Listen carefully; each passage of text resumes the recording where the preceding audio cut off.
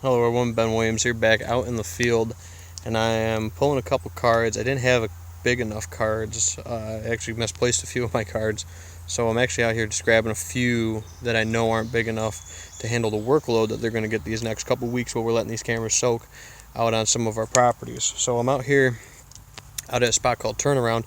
I'm actually standing right on the trail. This is the trail Baby 10 came out on last year when I shot him in this micro, I guess, kill plot, pass-through plot, whatever you want to call it.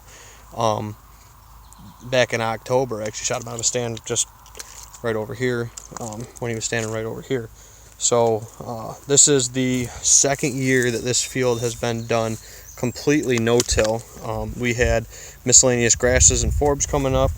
This did not have a heavy coating of winter wheat. We're playing around with trying to get a fall mix in some of our fields, and I think we got it figured out judging by the results we had in some of the fields. So stay tuned for the mix we're going to be coming up with this year, and everything like that. But this was just seeded to buckwheat a couple weeks ago. Nice new Hughes blind up there. That lets you shoot more of the power line, and you're not limited to there's a cherry tree right here that I actually was in when I shot Baby 10 right here, kind of right in front of the blind. He came out of that trail there, and then you can shoot this open finger between two blocks of cover out of this stand too. Just a really great spot for a tower blind stand. But this is buckwheat out here. As you can see, got a nice green hue to it. Hopefully you can see that. It's a pretty good shot illustration right there. Buckwheat's up right now, a few inches tall. We got some secondary stuff just popping with some more rain, which is great. I was a little hesitant on it because it must have been that we had some seed that just didn't have quite enough seed to soil, but we've had some good rains. Been real blessed here at the end of June going into July, and we've got some great germination out here on the buckwheat. So this is also looking great. This will be going into a mostly clover up here on the top is what Dad wants to do with it. This was sprayed and then broadcast, and that's it actually. And we did not run a packer on this too, so that probably took back on the timeline for the germination. When we packed it, some of the other buckwheat we have in some of the other fields is just phenomenal. But this is good. You can see a couple sprayer spots that got missed right here. But this is what it was like up here. This had some perennial clover in it, but it just needed a reset and a reboot. So we'll have probably a clover with a nurse crop of probably tillage radish, and obviously probably something like a cereal grain, like a winter wheat, probably for that. So that's what we got going on here. This is Turnaround up here, four-wheelers over there, boomerang or first trail plots all the way up, second trails in between, and so on and so forth. So, but I wanted to talk about having some of these spots for pollinators in your fields. And this is a section here that I let go. I didn't spray this and extend the plot out to where you see the goldenrod here, because I had a real cool pocket of milkweed, and this is a great spot where I can come harvest my milkweed pods for my wind indicators. But I saw 2-3 monarchs coming up into this field, so the monarchs are coming up in here, and they utilize the snot out of these milkweed plants. We're going to have some good pods, judging by the flowers on these. So this would be a great spot to come harvest some milkweed and have some great pollinators here. As you can see, got some nice pods forming already, and that's what I use for my wind indicators. Free, it's cheap, and it's out here in my field.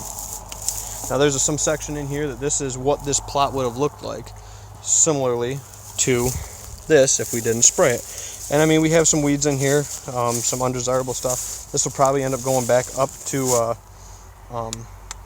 miscellaneous stuff. We did try to plant some switchgrass in here, but I am having a wicked hard time trying to figure this switchgrass game out. And that's just, I guess, something that's part of the learning curve. So I'm going to keep trying to do it, keep trying to problem solve with it. It's a learning process, always learning. But you see, we left some, pockets of green where we got some screening stuff planted in around the tower blind. It should hopefully be coming up pretty good here soon. And we'll see. I mean, this might be a young switch here. That might be some switch. That's not. This is switch. But yeah, not enough to really, write home about for sure. But the buckwheat's looking good. We'll keep up with the no-till stuff, and then we'll look at, in a video coming up in the future, we'll look at, we'll probably go right up to boomerang, first trail plot, whatever you want to call it, and check back into the channel for the next video, or head over to the YouTube channel if you're seeing this somewhere else, and let us know what you think. But yeah. Looks great. Like I said, we'll broadcast right into this, roll it right down. Buckwheat, if we do 2 packs, we don't have to spray, so the initial burn down is the only time we've had to use chemical with these plots, which is really good. 2 quarts per acre glyphosate out of your sprayer that's calibrated properly. And you can have a nice food plot like this. This is a nice little summer forage too. The deer are going to use it, everything like that. Some of our winter wheat fields, like we'll talk about in Boomerang, first trail plot, whatever, we left stand because of the brooding potential for the birds, the turkeys. The deer are really utilizing the seed heads in this time of the year too, so I'm sure we'll see that. And pulled this card because this is one of the smaller cards, and that's the update out here at Boomerang. I gotta go grab 2 cameras down on this end that were just put up last weekend, or 10 days ago now, not last weekend. I put them up in the middle of the week.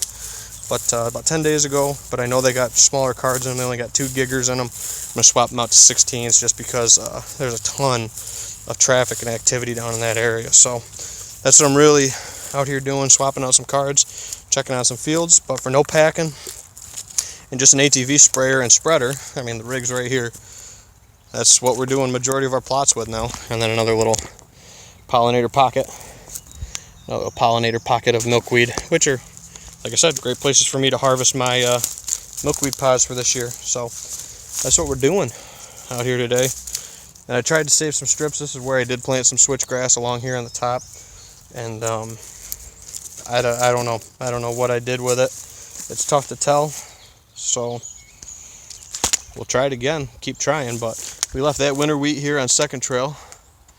And then the big one up there on Boomerang first trail, we left that standing for straight wildlife forage, brooding habitat for the turkeys, and it's just providing great weed suppression right now. The winter wheat's actually peaking into attractiveness here going July into August, so that's a great crop right now for summer forage. Has a nice protein bump, nutrient bump, everything like that. When that seed head solidifies, great forage for your wildlife. So definitely don't overlook the winter wheat, and that's why I prefer that over rye.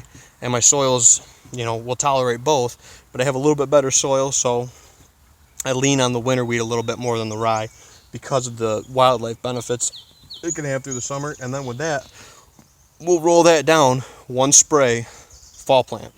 So, but that's staying standing right now. The only thing that you can see on maybe Boomerang from here, if you're looking good enough or the camera's good enough, is the single 4-wheeler trail that I used when I was checking on that field the other day.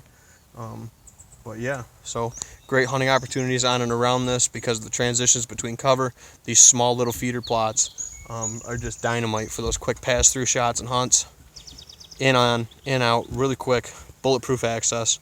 It's what you gotta have with your hunting setup. So hope you guys enjoyed this video, and tune back in for the, part 2 that we'll do up on Boomerang. That'll go shoot right after this one. And I hope you enjoyed it. And if you guys have any questions, be happy to answer them. And I'll catch y'all next time here in the field. Take care.